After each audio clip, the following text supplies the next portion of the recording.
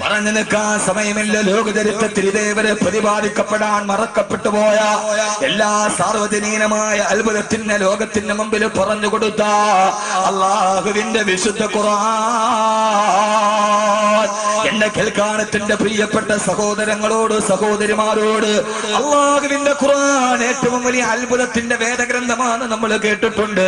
അതിന്റെ പ്രധാനപ്പെട്ട തെളിവേടെന്നറിയോ? അത് 21ാം നൂറ്റാണ്ടെത്തിയിട്ടും ഖുർആൻ വെല്ലുവിളിച്ചൊരായത്തിന് പകരം ഒരായത്ത് കൊണ്ടുവരാൻ സാധിക്കാത്തത് മാത്രമല്ല, അള്ളാഹുവിന്റെ ഖുർആനിന്റെ അമാനുഷികത ഏതെന്നറിയോ? നമുക്കെല്ലാവർക്കും അറിയുന്ന, നിത്യമായി നമ്മൾ പാരായണം ചെയ്യുന്ന ഒരു സൂറത്തിനെ കുറിച്ച് ചിന്തിച്ചാൽ മതി. അള്ളാഹുവിന്റെ ഖുർആൻ ഏതെന്നറിയാൻ ആദരവായ പ്രവാചകൻ നബി മുഹമ്മദ് മുസ്തഫ. ഉറക്കെ ചിന്തിക്കണേ.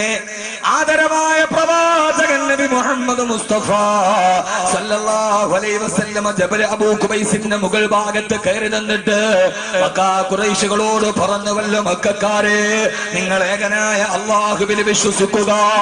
ആ സമയത്ത് പ്രവാചകന് നേരെ അബൂലഹബ് എന്ന എതിരാളി ശപിച്ച വാക്കാണ് തബ്ബല്ലക യാ മുഹമ്മദ്.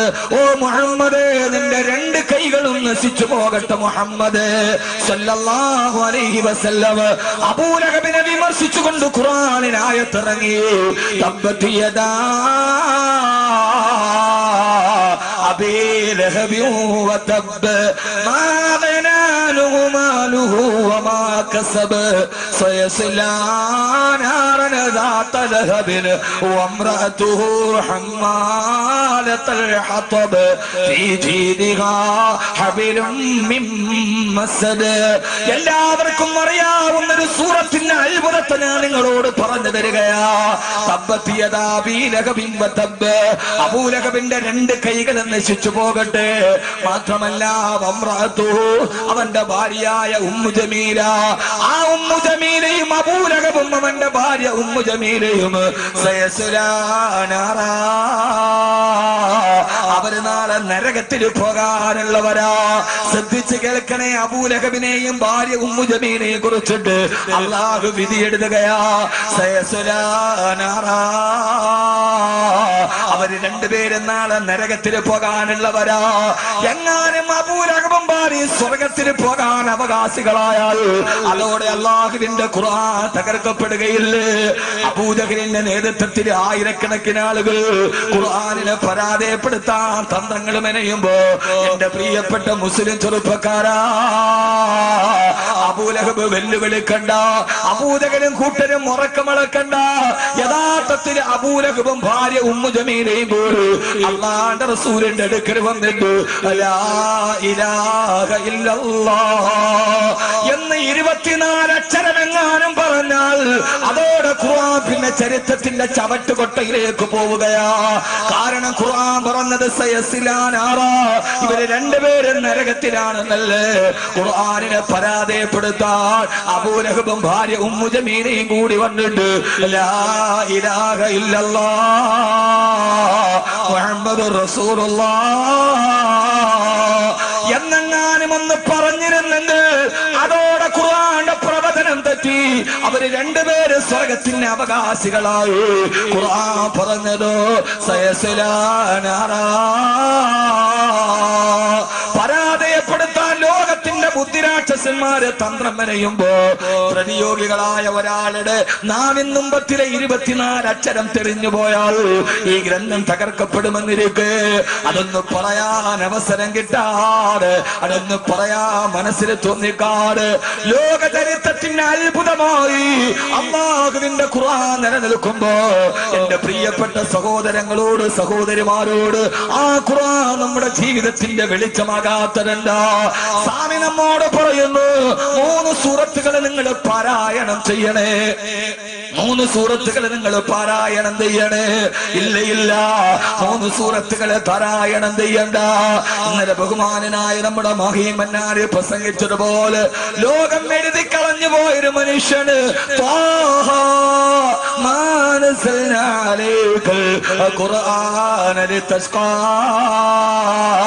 എന്ന 2 ആയത്ത് കേട്ടപ്പോ ആ ആയത്ത് കൊണ്ട് ഇസ്ലാമിലേക്ക് കടന്നു വന്നാൽ ഈ ലോകത്തിന്റെ മുമ്പിൽ എല്ലാം തകർന്നു പോയ ലോകത്തിന് മുമ്പിൽ, എല്ലാം പടച്ചുപോയ ലോകത്തിന് മുമ്പിൽ എല്ലാം ജീവിതമാണ് വലുതെന്ന് കരുതിയ, ജീവിതമാണ് വലുതെന്ന് കരുതിയ, ആരടി മണ്ണിലേക്ക് നാളെ പോയി കിടക്കണമെന്ന ബോധമില്ലാതെ ജീവിതത്തിന്റെ അടുക്കുചാലുകളിലൂടെ നടന്നുപോയ മാനവലോകത്തിന് ഏറ്റവും വലിയ വഴികാട്ടിയായി മാറിയ, 6-ാം നൂറ്റാണ്ടിന്റെ ഇൻസ്പിറേഷനായി മാറിയ, 6-ാം നൂറ്റാണ്ടിന്റെ ഇൻസ്പിറേഷനായി മാറിയ അല്ലാഹുവിന്റെ വിശുദ്ധ ഖുർആൻ,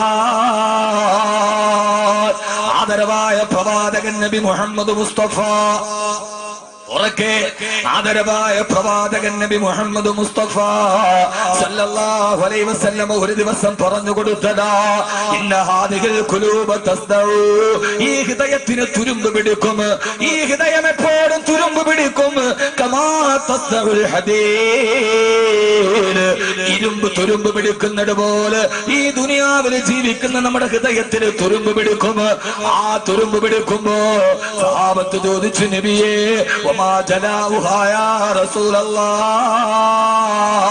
ഞങ്ങളുടെ ഹൃദയത്തിന്റെ തുരുമ്പ് മാറ്റാൻ കഴിയുന്ന ഏതെങ്കിലും ഒരു ഉപാധി പറഞ്ഞതാ നബിയേ? ആ സമയത്താണ് അല്ലാഹുവിന്റെ റസൂൽ പറഞ്ഞു കൊടുത്തത് രണ്ട് കാര്യങ്ങളാണ് ജീവിതത്തിന്റെ ഇൻസ്പിറേഷൻ, ജീവിതത്തിന്റെ ഇൻസ്പയർ ഏതെന്നറിയോ? ഇൻസ്പയർ 2016 സമാപനം കുറിച്ചുകൊണ്ട് അതേ വാക്ക് തന്നെ ഞാൻ പറയാണ്.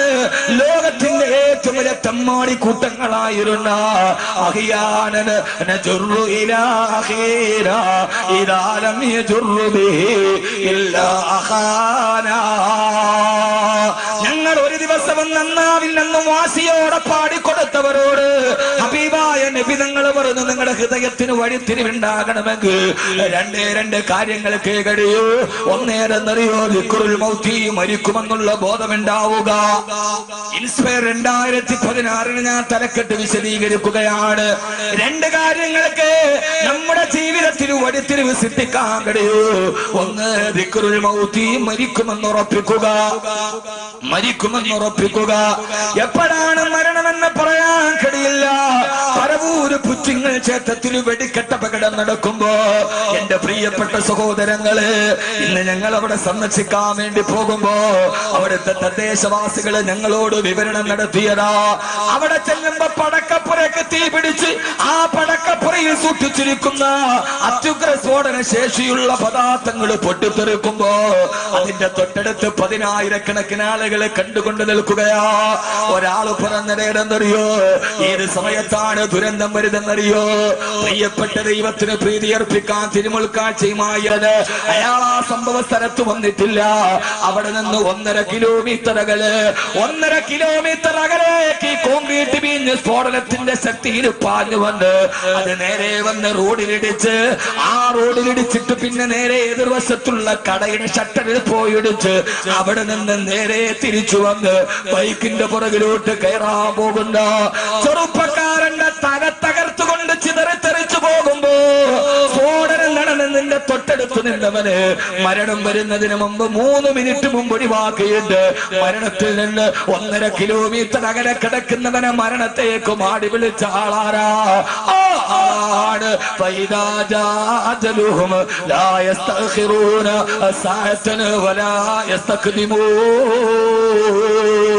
മരണം വരണമെന്ന് പടച്ചറപ്പ് തീരുമാനിച്ചു കഴിഞ്ഞാൽ ഒരു നിമിഷം പോലും പിന്തുകയില്ല, ഒരു നിമിഷം പോലും മുന്തുകയുമില്ല.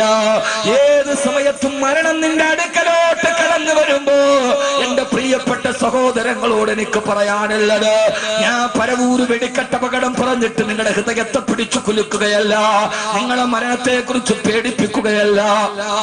അപകടത്തിൽ മരിച്ച് അപകടത്തിൽ പരിക്കേറ്റ് കിടക്കുന്നവരുണ്ട്, അല്ലാഹു ശിഫ കൊടുക്കട്ടെ.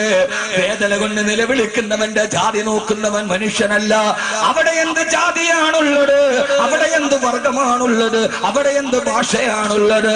പക്ഷേ ഞാൻ നിങ്ങളോട് പറയാ, എന്റെ പ്രിയപ്പെട്ട കരളിന്റെ കഷണമായ പ്രിയപ്പെട്ട ചെറുപ്പക്കാരോട്, ഏത് സമയത്തും മരണം ഇങ്ങനെ നമ്മുടെ കൺമുമ്പിൽ ജ്വലിച്ചു നിൽക്കുമ്പോ എപ്പോഴാണ് മരണം വരുന്നതെന്ന് പറയാതെ കടന്നു വരുമ്പോ, മരണമേ നീ എന്നെ മാടി വിളിക്കുന്നു, ഒരു കാമുകിയായി ഞാൻ നിന്നിലലിയുന്നു.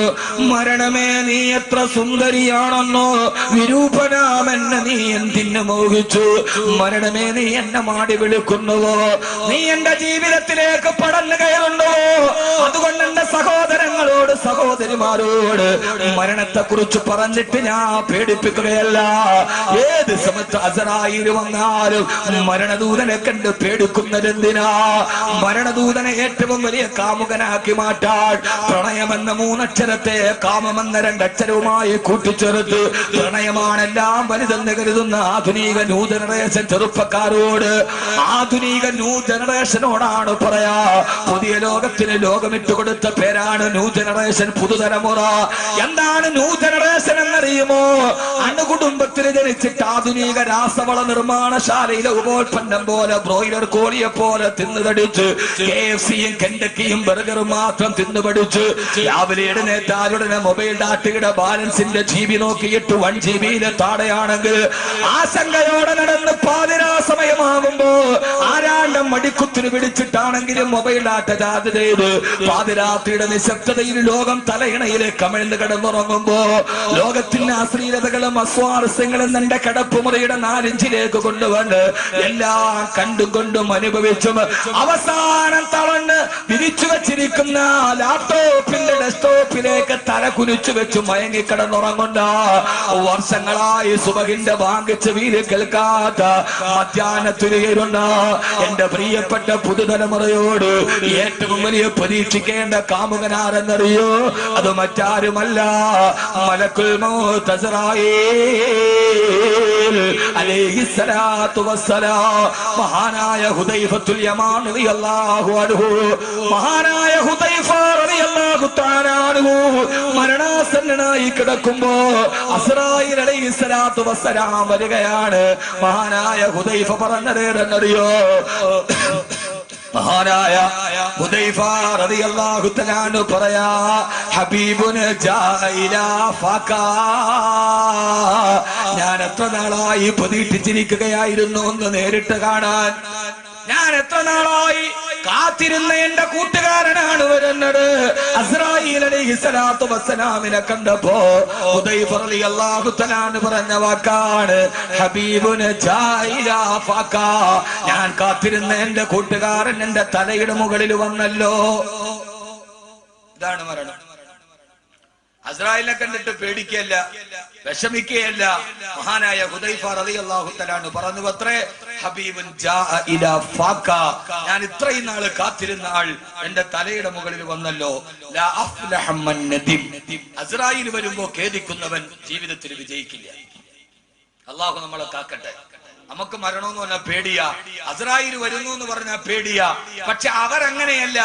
ജീവിതത്തിൽ ഖുർആൻ അവരുടെ ഹൃദയത്തിൽ സ്വാധീനം ചെലുത്തിയപ്പോ അവർ ജീവിതത്തെക്കാൾ മരണത്തെ പ്രതീക്ഷിച്ചു നിന്നു. എന്നിട്ട് അസ്റായീൽ അലൈഹിസ്സലാത്തു വസ്സലാമിനെ അവര് പറഞ്ഞു, ഹബീബുൻ ജാഅ ഇലാ ഫാകാ. ഞാൻ എന്റെ ജീവിതത്തിൽ കാണാൻ കൊതിച്ചു നിന്ന, എത്ര നാളായിട്ടൊന്ന് കൊതിക്കായിരുന്നു അസ്റായീലെ കാണാൻ. എന്റെ ഹൃദയത്തിൽ ചിന്ത മുഴുവനും നിന്നെ കുറിച്ചായിരുന്നല്ലോ. നീ ഇപ്പോഴാണല്ലോ വന്നത്. ഭാര്യയോട് പറഞ്ഞു, വാതിൽ തുറന്നുകൊണ്ട് ഹബീബ്, എന്റെ ഹബീബ് വരുന്നു. അള്ളാഹു നമുക്ക് മരണത്തെ അങ്ങനെ സ്വീകരിക്കാൻ തൗഫീഖ് നൽകട്ടെ. ഏതായാലും മരിക്കും എന്നുള്ള കാര്യം ഉറപ്പാ. മരിക്കില്ല എന്ന് പറയുന്ന ഒരാളും ലോകത്തുണ്ടാവില്ല. മരിക്കും എന്നുള്ള കാര്യം ഏതായാലും ഉറപ്പാ. അപ്പൊ പിന്നെ നമുക്ക് ഉറപ്പാക്കേണ്ട കാര്യം എന്താ? മരിക്കുന്ന സമയത്ത് സന്തോഷത്തോടെ മരിക്കാൻ കഴിയാ. ഈ ഒരു ചിന്തയുണ്ടായാൽ ഹൃദയത്തിന്റെ ഈ പൂട്ടുകൾ മുഴുവനും തുറക്കപ്പെടും. അള്ളാഹു മരിക്കുമ്പോൾ നല്ലവനായി മരിക്കാൻ അള്ളാഹു തൗഫീഖ് നൽകട്ടെ. ആമീൻ പറ മനുഷ്യന്മാരെ.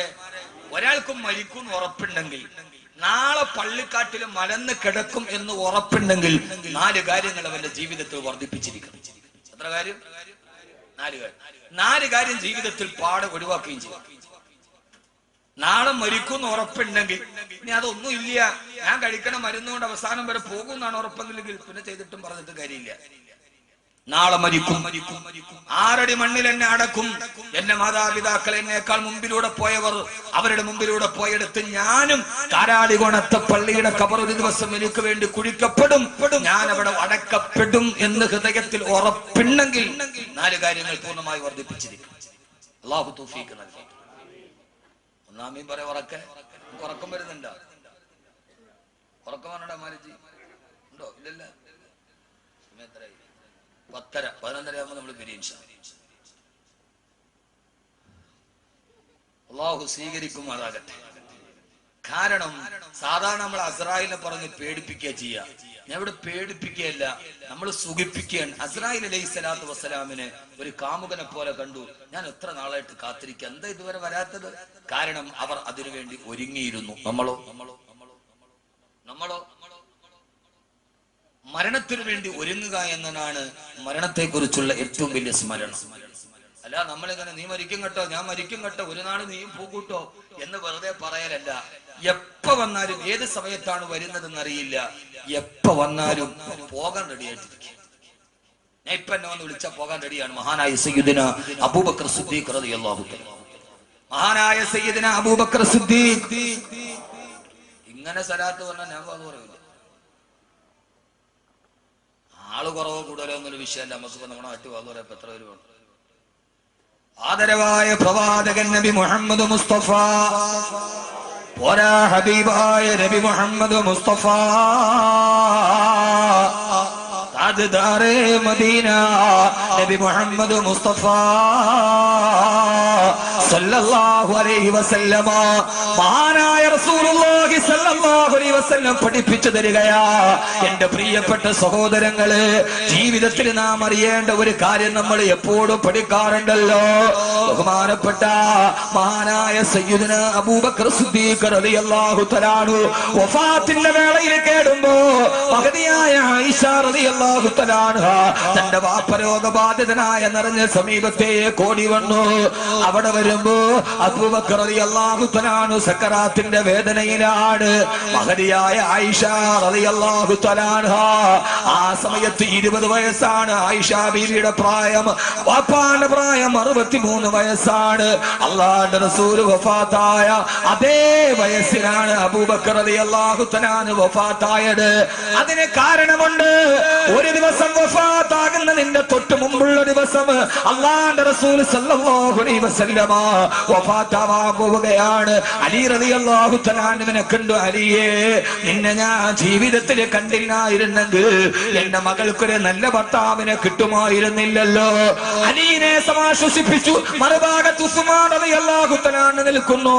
ഉസ്മാൻ റളിയല്ലാഹു അൻഹുവിനോട് പറഞ്ഞു, ഉസ്മാനെ, എന്റെ മകളായ സൈനബിനെ നിനക്ക് ഞാൻ വിവാഹം കഴിച്ചു തന്നതാണ്.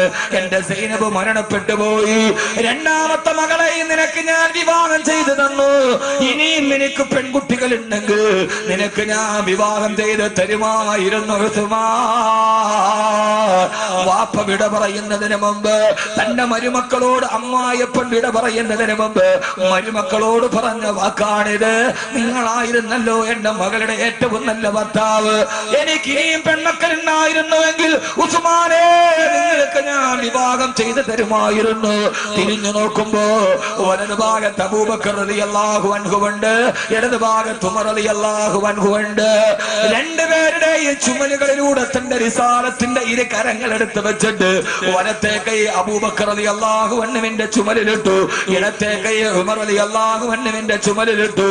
എന്നിട്ട് രണ്ടുപേരുടെയും മുഖത്തേക്ക് നോക്കിയിട്ട് ഇതെന്തോ ഒരു വിടവാങ്ങലാണ്. മരണത്തിന് തൊട്ടു മുമ്പുള്ള ദിവസങ്ങളിൽ അവരിരുവരുടെയും മുഖത്തേക്ക് നോക്കിയിട്ട് വഹകദാ യദ്ഖുലു സുൽത്താനി ഫിൽ ജന്നാ, ഇതേപോലെയാണ് നമ്മൾ 3 പേര് നാളെ സ്വർഗത്തിൽ നിൽക്കുന്ന അബൂബക്കർ രണ്ടുപേരുടെ ചുമലുകളിലേക്ക് തന്റെ കൈകളിട്ട് വെച്ചിട്ട് ഇതേപോലെയാണ് നാളെ സ്വർഗത്തിൽ നമ്മൾ കെട്ടിപ്പിടിച്ചു നിൽക്കുന്നത് അബൂബക്കർ റളിയല്ലാഹു തആല അൻഹു. അതുകൊണ്ടാണ് അതേ രീതിയിലാണ് റൗളയിലും ഖബറിലും കിടക്കുന്നത്. വലതു ഭാഗത്തും ഇടതു ഭാഗത്തും ചേർത്ത് പിടിച്ചതുപോലെ ഖബറടക്കിയിരിക്കുന്നത് പോലും റൗളയിൽ അങ്ങനെയാണ്. അതുകൊണ്ടാണ് വഫാത്താകുന്നതിന് മുമ്പ് ഉമർ റളിയല്ലാഹു അൻഹു ആയിഷ ബീവിയോട് പൊട്ടിക്കരഞ്ഞത്, ആയിഷ, എന്റെ അബൂബക്കറും എന്റെ റസൂലുള്ളാഹിയും എന്റെ അബൂബക്കറും കിടക്കുന്നിടത്ത് തന്നെ ഒന്ന് ഖബറടക്കാൻ അവസരം നൽകുമോ? ഇങ്ങനെയാണ് പരലോകത്തിൽ നേട്ടി നിൽക്കേണ്ടത്. അവരുടെ ജീവിതം തന്നെ അങ്ങനെയായിരുന്നു. 63-ാമത്തെ വയസ്സിലാണ് അബൂബക്കർ റളിയല്ലാഹു തആല വഫാത്താകുന്നത്. ആയിഷ റളിയല്ലാഹു അൻഹ പൊന്നുമോൾക്ക് 20 വയസ്സാണ് പ്രായം. കൊച്ചു പ്രായത്തിലെ വാപ്പ പോയെന്ന് പറഞ്ഞ് പൊട്ടിക്കരയുന്ന പെങ്ങളെ, 20 വയസ്സുകാരി ആയിഷ ബീവി തന്റെ വാപ്പ സക്കറാത്തിന്റെ വേദനയിൽ കിടന്ന് പിടയുമ്പോ 20 വയസ്സുകാരി പെണ്ണെ ലലനാമണി ആയിഷ റളിയല്ലാഹു അൻഹ വാപ്പാന്റെ അടുക്കൽ വന്നിട്ട് പറഞ്ഞു, വാപ്പാ, എന്റെ വാപ്പ മരണപ്പെട്ടു പോയാൽ എന്റെ വാപ്പയ്ക്ക് പകരം വെക്കാൻ ഇനി ഒരാൾ ലോകത്തില്ലല്ലോ വാപ്പാ, എന്റെ വാപ്പക്ക് പകരം വെക്കാൻ ഇനി ഒരാൾ ലോകത്തില്ലല്ലോ. പൊട്ടിക്കരഞ്ഞുകൊണ്ട് ആയിഷ ബീവി പറയുമ്പോ അബൂബക്കർ റളിയല്ലാഹു തആല മകളോട് പറഞ്ഞു, മകളെ, അങ്ങനെയല്ലല്ലോ പറയേണ്ടത്, അങ്ങനെയല്ലല്ലോ പറയേണ്ടത്, അങ്ങനെയല്ലല്ലോ പറയേണ്ടത്, പിന്നെന്താണ് പറയേണ്ടത് വാപ്പാ?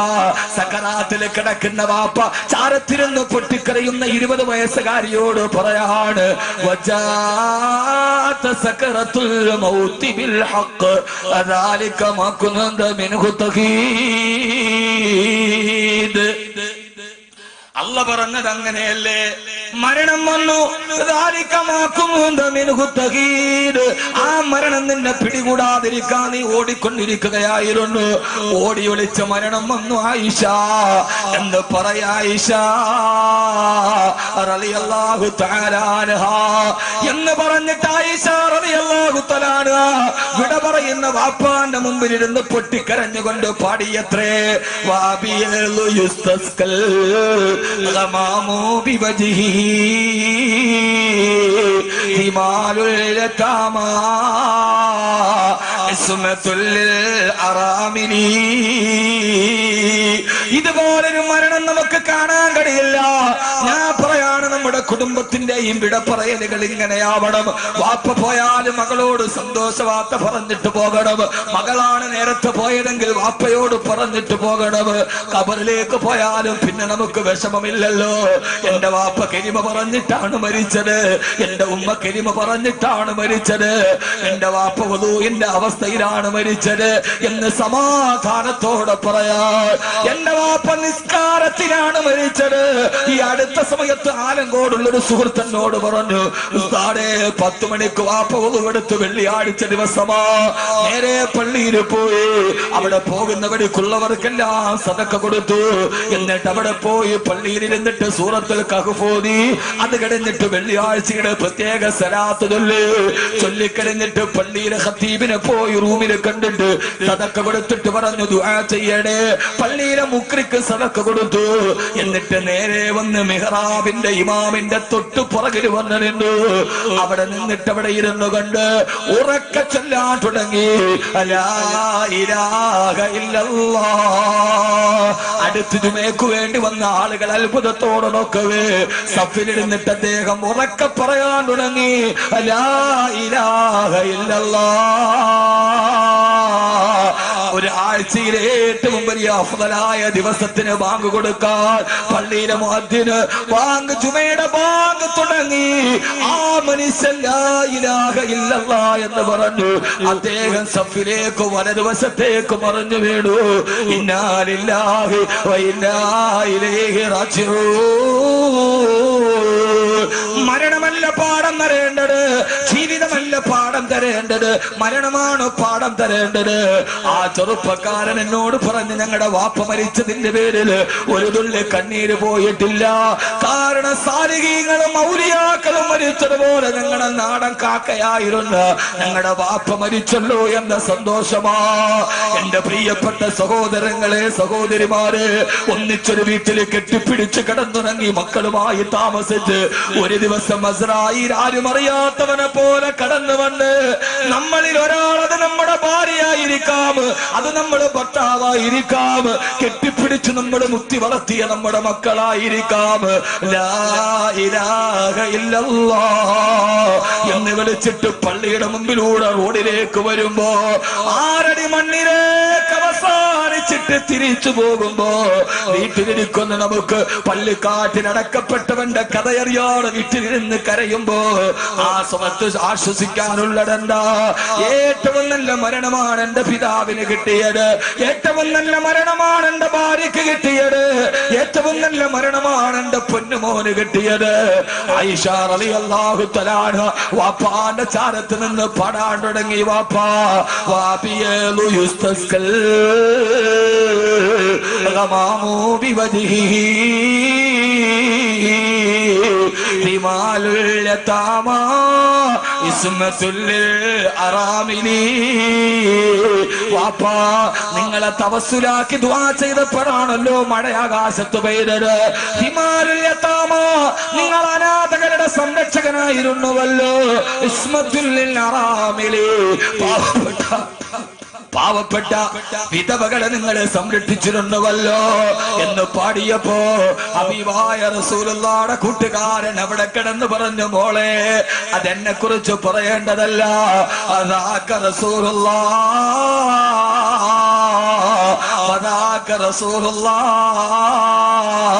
ഇതല്ലാന്റെ റസൂലിനെ കുറിച്ച് പറയേണ്ടതല്ലേ എന്ന് പറഞ്ഞിട്ട് പറഞ്ഞു, മോളെ ഒരു ചെറിയ തുണിയെടുത്തിട്ട് എന്നെ മുഖവും ശരീരവും ഒന്ന് മൂടുമോളെ. മകള് തുണിയെടുക്കാനോട് കൂടെ നിന്നവർക്ക് മനസ്സിലായി മരണവെപ്രാളത്തിലാ. ആളുകൾ ചോദിച്ചു, അബൂബക്കർ എന്നവര് ഞങ്ങളൊരു വൈദ്യനെ വിളിച്ചിട്ട് വരട്ടെ, രോഗം കലശലാകുന്നുവല്ലോ, സക്കറാത്ത് പിടികൂടുന്നുവല്ലോ, മരണത്തെ മുന്നിൽ കാണുന്നുവല്ലോ. ഞങ്ങളൊരു വൈദ്യനെ വിളിച്ചിട്ട് വരട്ടെ.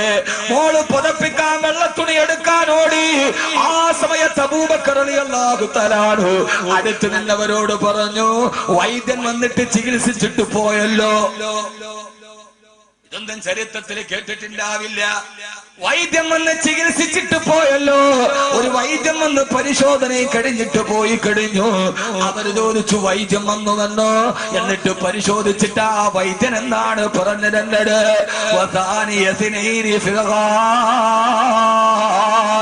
ഗുഹയിലെ രണ്ടാമത്തെ കൂട്ടുകാരന്റെ ആക്കിവത്താണിത്.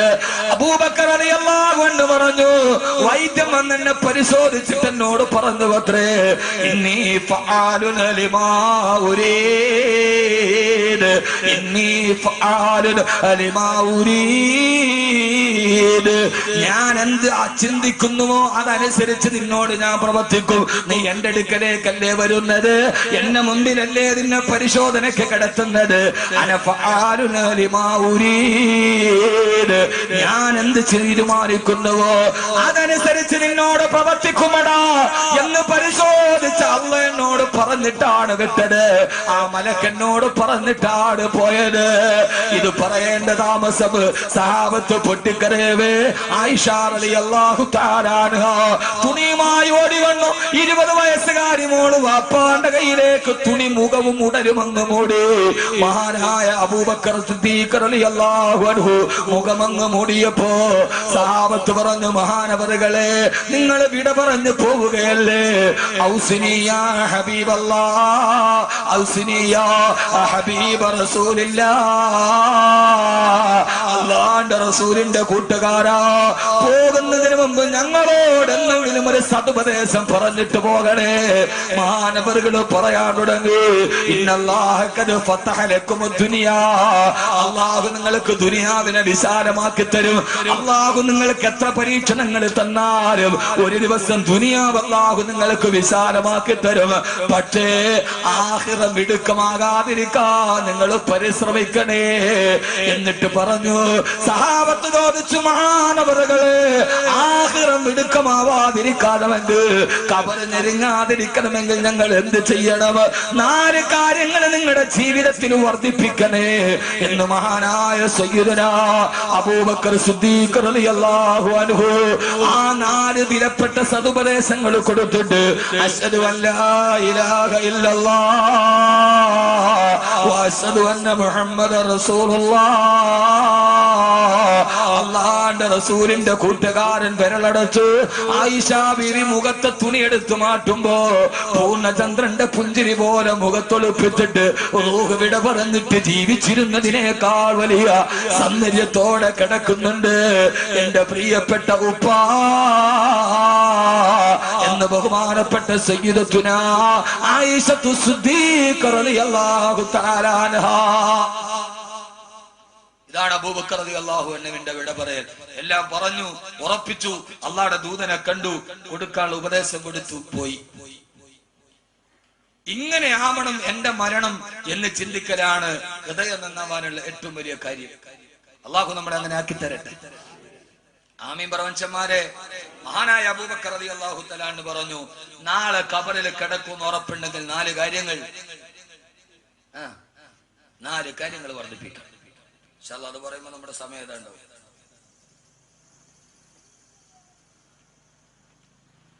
എന്താണ് 4 കാര്യങ്ങൾ? അള്ളാഹു ഇത് വർദ്ധിപ്പിക്കാൻ തൗഫീഖ് നൽകട്ടെ. ആമീൻ പ്രപഞ്ചന്മാരെ. ആമീൻ പറയുന്നത് മാത്രമല്ല, ഒരു ദുആ ചെയ്താൽ അത് സ്വീകരിക്കണേ എന്നാണ് ആമീൻ എന്നതുകൊണ്ട് പറയാം. നമുക്കൊരു ആമീൻ പോലും പറയാൻ പറ്റാത്ത ആളെ പിന്നെ നമ്മൾ 4 കാര്യം ചെയ്യാൻ പോവാം. നമുക്കെല്ലാം ഉണ്ട്, വേഷമുണ്ട്, ഭാഷയുണ്ട്, എല്ലാം ഉണ്ട്. എന്നാൽ എന്തൊരു കുഴപ്പമുണ്ട്, ഹൃദയത്തിന് ഇതില്ലതാണ്. അതാണ് പ്രശ്നം. മംഗലാപുരത്ത് 300 പവൻ സ്വർണം കൊള്ളയടിച്ച ആള് പ്രതിയെ പിടിച്ചപ്പോ അയാൾക്ക് വലിയ തൊപ്പിയുണ്ട്, താടിയുണ്ട്, എല്ലാം ഉണ്ട്. അവനെ സ്റ്റേഷനിൽ കൊണ്ടുപോയപ്പോ പിടിച്ച് SI ചോദിച്ചു, അത്ര എടാ പഹയ 300 പവൻ നീ സ്വർണം കൊള്ളയടിച്ചിട്ട് ഒരു 10 പവന്റെ മാല നിന്റെ കഴുത്തുമ്പോ നിനക്ക് ഇട്ടൂടായിരുന്നു. അപ്പൊ അവന് അത് പറ്റൂല, നമ്മുടെ മദ്ഹബി ഹറാമാണ്. ഇത് വെറുതെ പറഞ്ഞ ആ ആള്, ഞാൻ മഞ്ചേശ്വരത്ത് പ്രസംഗത്തിന് പോയപ്പോ ഈ പോലീസ് ഉദ്യോഗസ്ഥ ഞാൻ ഭക്ഷണം കഴിക്കാൻ വിട്ടിയപ്പോ അദ്ദേഹം എന്നോട് പറഞ്ഞ, അപ്പൊ അയാള് പറയാം അത് പറ്റൂല, നമ്മുടെ മദ്ഹബില് ഹറാമാണ്. നിങ്ങളൊന്ന് ആലോചിച്ചു നോക്കി, എല്ലാം ഉണ്ട് എന്ന എന്തോ ഒരു കുറവുണ്ട് താനും. എന്താണ് ആ കുറവ്? ആ കുറവ് ഹൃദയത്തിന്റെ ബോധമാണ്. എന്തൊക്കെയോ നമ്മളാണെന്നുള്ള ബോധത്തിൽ നമ്മളങ്ങ് നടക്കണം. നമുക്കതൊന്നും ഒരു വിഷയമല്ല. യഥാർത്ഥത്തിൽ മതം അടങ്ങുന്നത് ആനയ്ക്കല്ല, നമുക്കാണ്. നമ്മൾ എന്തോ ആണ് അള്ളാഹു തന്നതൊക്കെ ഇരിക്കുന്നതൊപ്പം തന്നെ നാളെ പോകണമെന്നൊരു ബോധം കൂടി ഉണ്ടാവണം. അതിന് 4 കാര്യങ്ങൾ കൃത്യമായി വർദ്ധിപ്പിക്കണം. അള്ളാഹു തൗഫീഖ് നൽകട്ടെ. ഏത് മനുഷ്യനും ഇപ്പൊ ചില ആളുകൾ പറയും ഷുഗറുള്ള ആളുകൾ പെട്ടെന്ന് അറ്റാക്ക് വരും, എന്നാൽ ഇല്ലാത്തവൻ പെട്ടെന്ന് പോവുകയും ചെയ്യും. ഇതെല്ലാം ഉള്ള ആള് അവസാനം വരെ നിൽക്കും. ചില ആളുകൾ പറയും വ്യായാമം ഒന്നും ഇല്ലാത്തത് കൊണ്ടാണ് അവന് ഹാർട്ട് അറ്റാക്ക് വന്നതെന്ന്. എന്നും ജിമ്മിൽ പോയി 6 പാക്ക് ഉള്ളവനാണ് പെട്ടെന്ന് മരിച്ചത്. അല്ലേ ഉലാ സാറേ? ആരാ? ഷെയ്ഖ് മുഹമ്മദിന്റെ മകൻ ഷെയ്ഖ് റാഷിദ്. ഷെയ്ഖ് റാഷിദിനേക്കാൾ വലിയ ബോഡി ഒരു ഹാൻസം ലോകത്തില്ല എന്നാണ്. എന്റെ അവിടെ അറ്റാക്ക് വന്ന് മരിച്ചു. യൂറോപ്പിലെ പെണ്ണുങ്ങളെ കണ്ടാൽ ഓടിപ്പോകാൻ മാറി നിൽക്കുന്ന ശരീരമായിരുന്നു ഷെയ്ഖ് റാഷിദിന്റേത്. അറ്റാക്ക് വന്നാണ് മരിച്ചത്. മരിക്കുന്ന സമയത്ത് 13,000 കോടി രൂപ അക്കൗണ്ടിലുണ്ട്. എത്ര? 13,000 കോടി രൂപ ഷെയ്ഖ് റാഷിദിന്റെ അക്കൗണ്ടിലുണ്ട്. പൊതിഞ്ഞത് 3 വെള്ളത്തുണി തന്നെ. 4മതൊരു വെള്ളത്തുണി ദുബൈ ഷെയ്ഖ് മുഹമ്മദ് എന്ന് പറഞ്ഞ ലോകരാഷ്ട്ര തലവന്മാര് കിടുകിട പറക്കുന്ന കൊട്ടാരമാണ് ഷെയ്ഖ് റാഷിദിന്റെ സബീൽ പാലസ്. അവിടെ കേറിയ കാല് പറക്കും. അതാണ് ഷെയ്ഖ് മുഹമ്മദ്. ഷെയ്ഖ് മുഹമ്മദിന്റെ മുമ്പിൽ മുട്ടുവറക്കാതെ ഒബാമ പോലും പോയിട്ടില്ലെന്നാണ്. ഷെയ്ഖ് റാഷിദിന്റെ മുമ്പിൽ മുട്ടുവറക്കാത്ത ഒരൊറ്റ ഒരാളെ ഉള്ളത് ഇന്ത്യക്കാരനാണ്. ആരാ? ഷെയ്ഖ് മുഹമ്മദിന്റെ മുമ്പിൽ, ദുബൈയുടെ ഭരണാധികാരിയുടെ മുമ്പിൽ മുട്ടു മറക്കാറ് മുഖത്തു നോക്കി വർത്തമാനം പറഞ്ഞ് പ്രസംഗിച്ച ഒരൊറ്റ ഒരാളെ ഉള്ളത് ഇന്ത്യക്കാരനാണ്. അല്ലാമ അബുൽ ഹസൻ അലി അന്നദവി. അള്ളാഹു അദ്ദേഹത്തിന്റെ ഖബറിടം വിശാലമാക്കി കൊടുക്കട്ടെ. അറബ് രാഷ്ട്ര തലവന്മാരുടെ നേരെ കൈ ചൂണ്ടിയിട്ട് പറഞ്ഞു, അള്ളാന്റെ റസൂലിന്റെ നാട്ടിൽ ജനിച്ചു എന്നല്ലാതെ നിങ്ങൾക്ക് വേറൊരു പവിത്രത അള്ളാഹുടെ മുമ്പിൽ ഉണ്ടാവില്ല. നിങ്ങളിവിടെ ജനിച്ചു എന്നുള്ളൊരു പവിത്രതയുള്ളൂ, തഖ്വയുണ്ടെങ്കിൽ നിങ്ങൾ രക്ഷപ്പെടുമെന്ന് പറഞ്ഞ ആളാണ് അല്ലാമ അബുൽ ഹസൻ അലി അന്നദവി. ആ മനുഷ്യനും മരിച്ചുപോയത് ലോകത്തിലെ 1ാമത്തെ ഹാൻസമാണ് ഷെയ്ഖ് റാഷിദ്.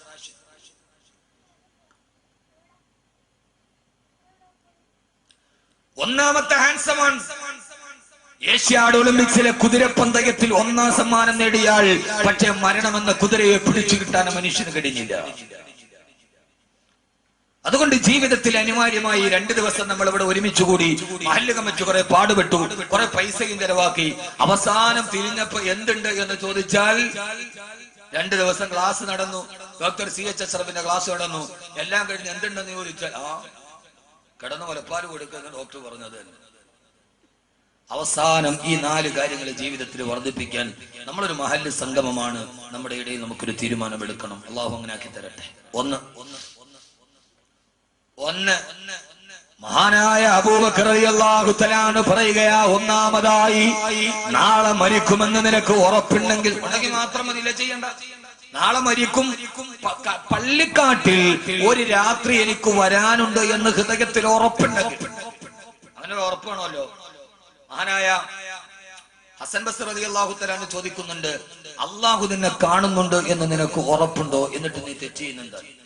അള്ളാഹു നിന്നെ കാണുന്നില്ല എന്നാണ് നിന്റെ വിശ്വാസം? ആണോ? എന്ന് പറ മനുഷ്യന്മാരെ, ആണോ?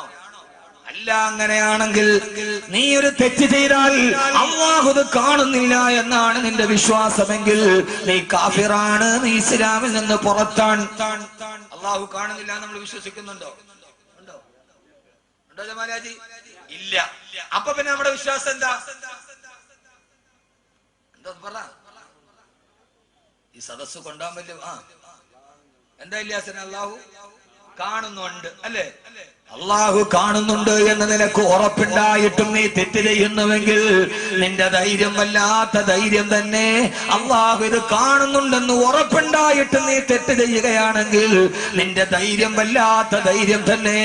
എന്ത് ധൈര്യമാണ് നിനക്കിത് ചെയ്യാൻ ആവേശം നൽകിയത്? എന്തൊരു ചോദ്യമാണത്. ഹസൻ ബസ്രി റളിയല്ലാഹു അൻഹു